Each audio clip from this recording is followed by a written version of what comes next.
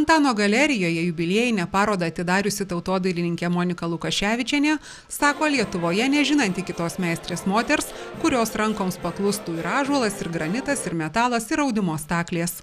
Po dvynių ženklų gimusi menininkė prisimena visą gyvenimą ir dirbusi už du. Todėl įvairiausia technika atliktų darbų gausumo jai te galima pavydėti. Tokių kuriančių moterų yra vienetai.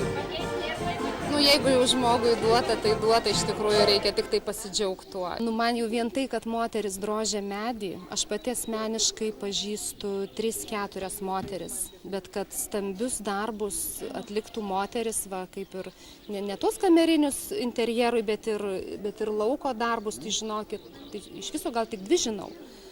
Tai čia yra iš vis retenybė, unikalu iš tikrųjų. O kiekvienas žmogus turi savo braižą. Tiek drožėjas ar drožėja, tiek audimo ir tos juostos, Monikos juostos yra Monikos juostos. Kiekviena audėja vis tiek savo turi ir braižą, ir tas spalvų pajautimą, ir tų elementų raštuose suderinimą. Kiekvienas mes turim savo. Tautodailininkė Monika Lukaševičienė sako, kad jai neteko tik papuošalų iš sidabro gaminti. Visa kita yra išbandžiusi. Moteris patikino, kad kūryba jai visuomet suteikdavo stiprybės. Tautodailė tai man buvo visas gyvenimas. Tai mano buvo džiaugsmas, nes jis atnešė man tik džiaugsmą visada. Darbų daugėja, jie išvažiuoja į užsienį visur po plačią šalį. Žmonės džiaugiasi, tai yra man atlygis už darbą, už kūrybą. Žiūri jos darbus ir stebiesi, kaip sugeba viena trapi moteris šitiek visko mokėti. Juostas ir gobelenus austi, pinti, rišti kilimus, drožti ir skobti medį, gaminti dekoratyvinės lėkštes, rūpintojėlius, stogastulpius ir kryžius, netgi akmenį įveikti. Kiekvienas darbas atneša didelį džiaugsmą, labai didelį. Nori, kad būtų įpuoselėję kažkaip darai, kad būtų kiek galima geresnis tas darbas, kad jis būtų ir žmogus džiaugtųsi, ir įmatantis žmonės, kad džiaugtųsi. Ir taip, nežinau, kuris tai būtų svarbiausias darbas. Tai negaliu net ir pasakyti, nes visi labai svarbus darbai. Norisi, kad įneštų gerą atmintį, kad būtų, taip sakant, kad išliktų gyvenime kažkas tai po kiekvieno tavo darbo.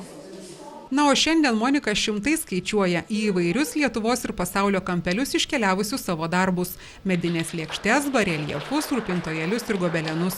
Sunkiausia tautodailininkei skirti su gobelenais. Šis žanras jai ko gero mieliausias. Su gobelenais reikia siūlų, tinkamų siūlų.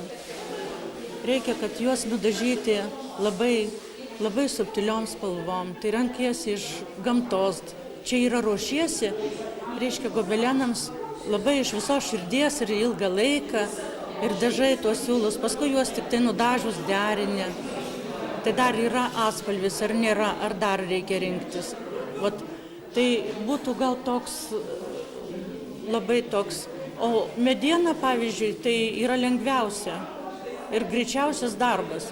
Jeigu gobeleną darai metus laiko, tai čia padarai, darbas, nežiūrint ką darai, bet savaitė, 2 savaitės, 4 savaitės galų gale, bet tai jau išlieka jau dideli darbai. Medžio drožybą Moniką sudomino tautodailininkas Balys Dabrukas, o šiandien jau sunku jos drožybos kūrinius suskaičiuoti. Tai ir ligoniniai tokia yra kanklininkė palikta, ir Girios Saido kelyje ten yra Raigardo metraštis, labai didelė skulptūra, ten yra 6 metrų netoli, 5,5 kažkur taip. O partizanų keliuose tos rodiklės tokios didelės, po 90 metrų visos. Tai tiesiog pamatai ir labai didelis džiaugsmas. Pas mane buvo toks poreikis, dailininkė dirbau eilę metų. Ir jeigu žmogus atėjo pas mane, prašo, kad reikia padaryti, tai ir darau, užsiimu ir darau. Ir visose srityse kažkaip nebuvo tokio darbo, kad pasakytų, kad šitiek eilę metų dirbau jau. Nuo 78 metų įstojau į tautodailę. Tai šitiek metų dirbau ir nebuvo nei vienas žmogus pasakęs, ką tu čia padarei. Monikos Lukaševičienės darbus dar 1978 metais labai gerai įvertino tuometinė meno taryba ir suteikė jai liaudies meistrės vardą. Talentinga tautodailininkė dalyvavo 3 respublikiniuose audėjų seminaruose ir juose įgijo patirties iš žymiausių Lietuvos audėjų, mokėsi raštų motyvų, tematikos, rištinių kilimų technikos. Gobelenus išmoko austi pati.